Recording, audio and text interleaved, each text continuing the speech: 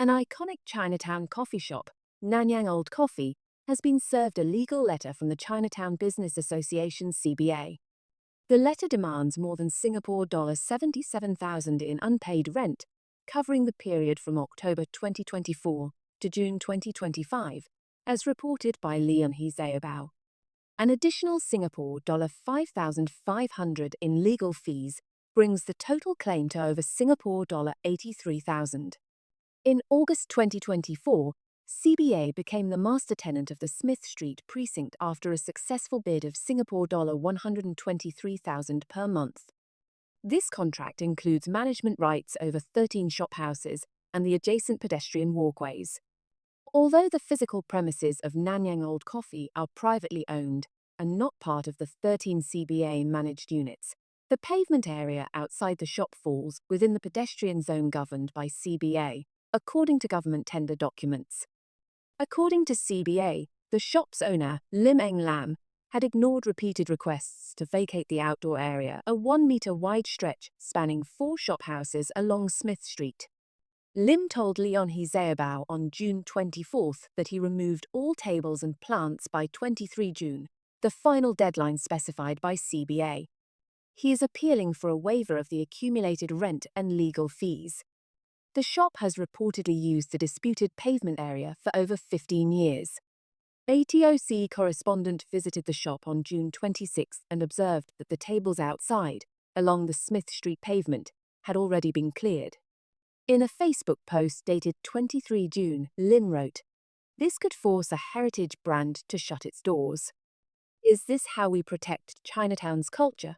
He added, "We endured 3 years of the pandemic without shedding tears, but now, under unfair pressure, every cup of coffee could be our last." A video accompanying the post calls for public support to preserve the last aroma of tradition in Chinatown.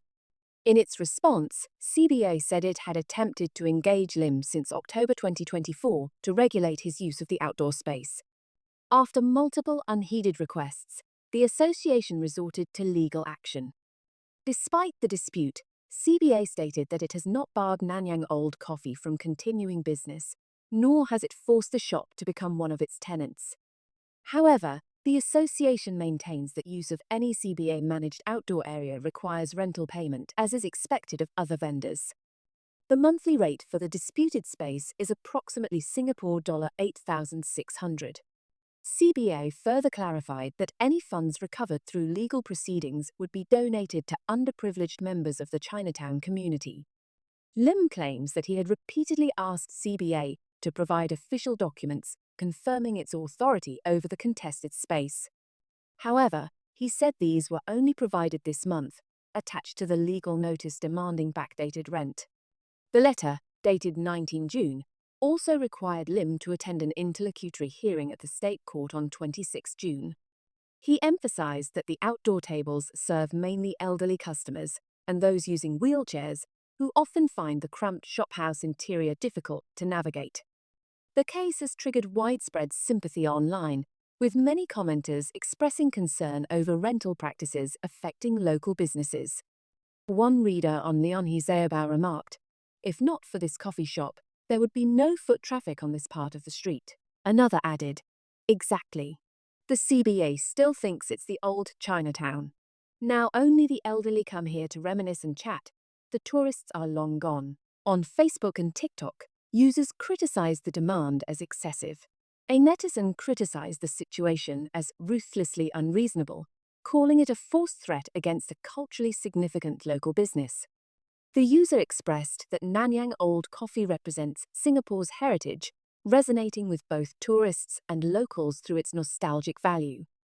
The comment urged support for local brands to grow and expand, questioning the actions of the association. A TikTok user highlighted the challenges faced by the F&B industry, stating that rising rentals force price increases which drive customers away, while cost-cutting also risks losing patrons. The user further criticized the notion that rental costs do not impact prices. Another netizen shared a broader frustration. Many hawkers start with no customers and cover rent from their savings. After building up a following, landlords raise the rent. This is why heritage food stalls keep disappearing.